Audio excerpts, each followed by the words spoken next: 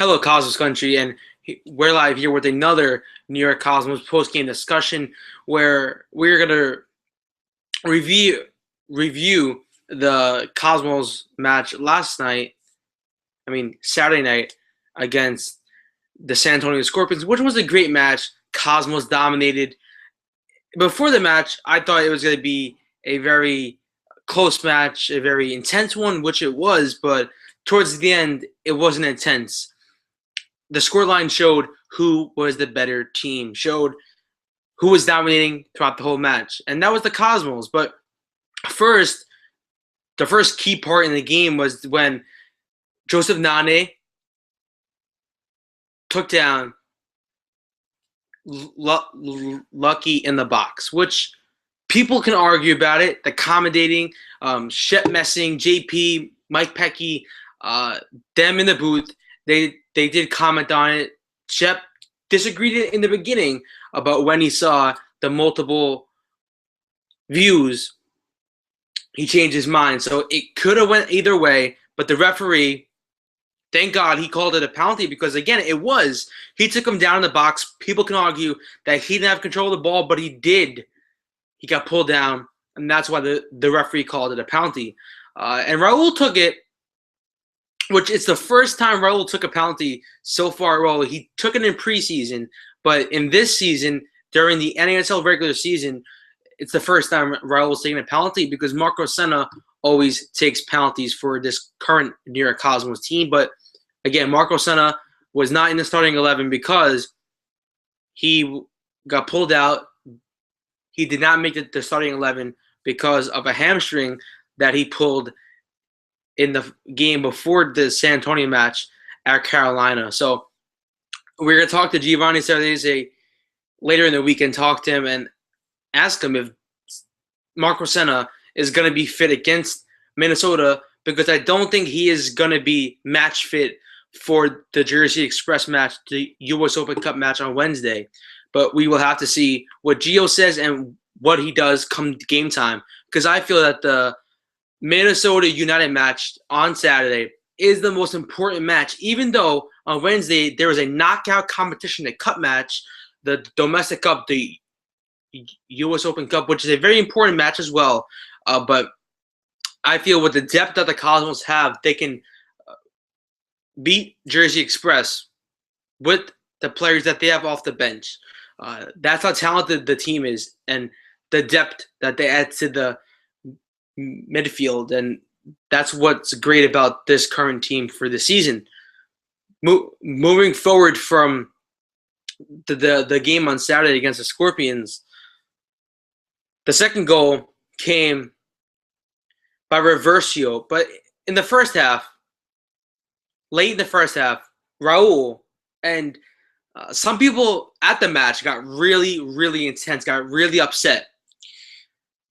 Raul got the ball and he was running down the left side of the pitch.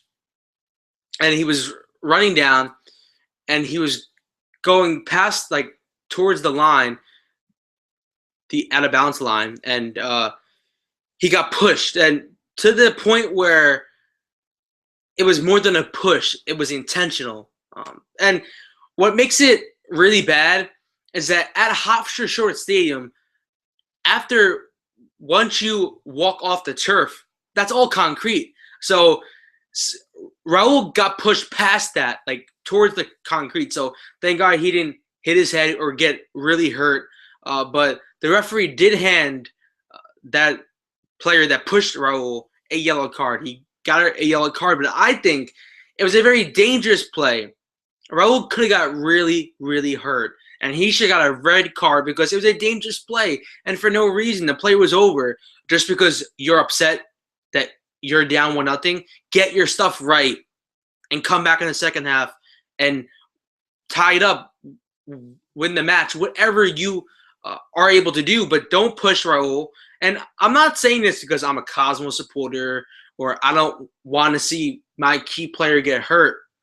But for any team out there, if you're a supporter of the Silverbacks or the Armada or Rowdies, if they do that to your key player, to an important player on your team, then you will have the same feeling that he should have got a red for what he did.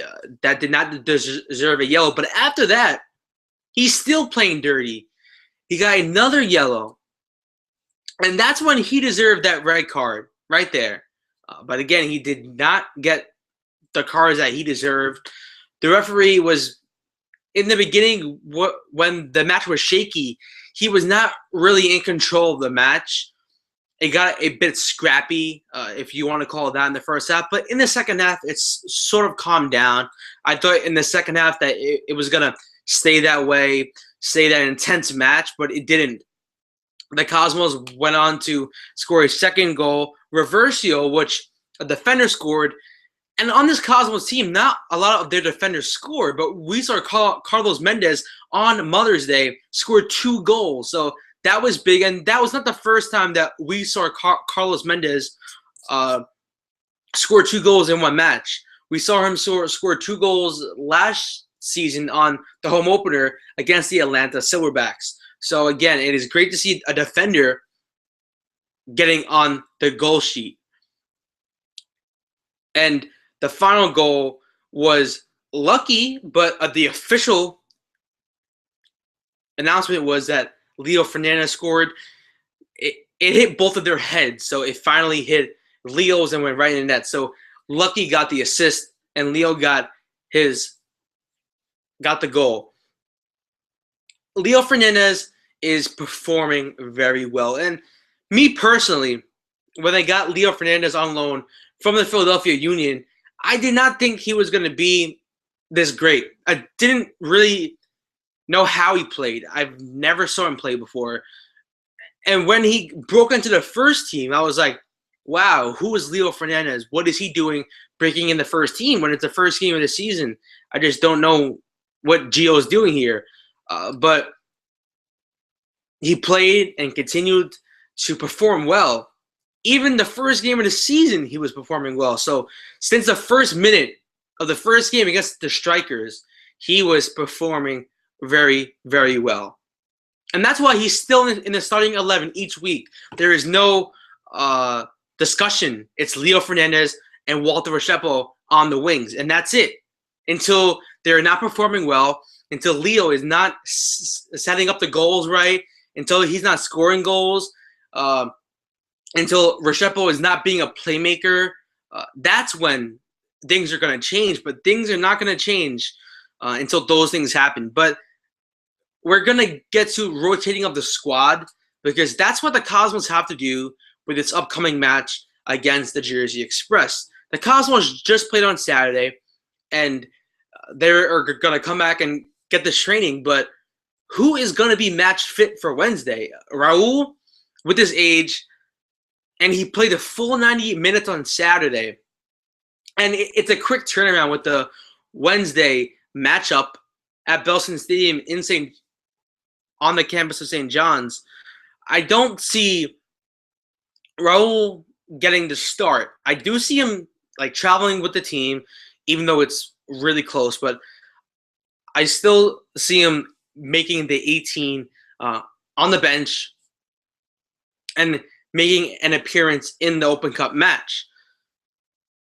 Lucky, I do see him getting the start because, again, who else would you start in that position? Can you start Matt Stokelin, David Diose?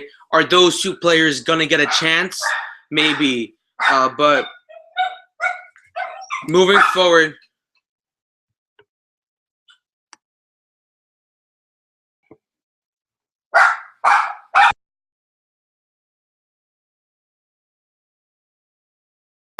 so I'm sorry here with the background noise, but so would those people get a chance at a start? If they would get a chance for a start, we will just have to see. So we're gonna wrap it up right now. Follow us at One Team Pod on Twitter.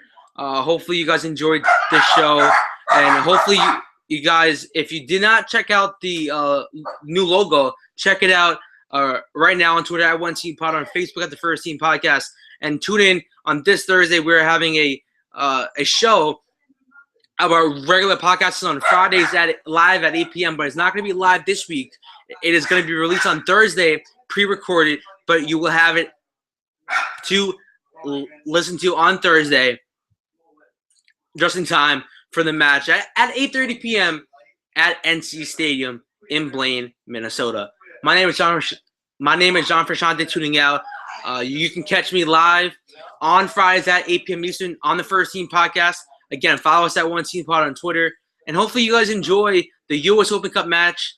The NYCosmos are playing and hosting the Jersey Express at Belston Stadium. If you're going, get your tickets right now. They're probably going to sell out. If not, we are trying to see if there is going to be a live stream, but we think that there is going to be one.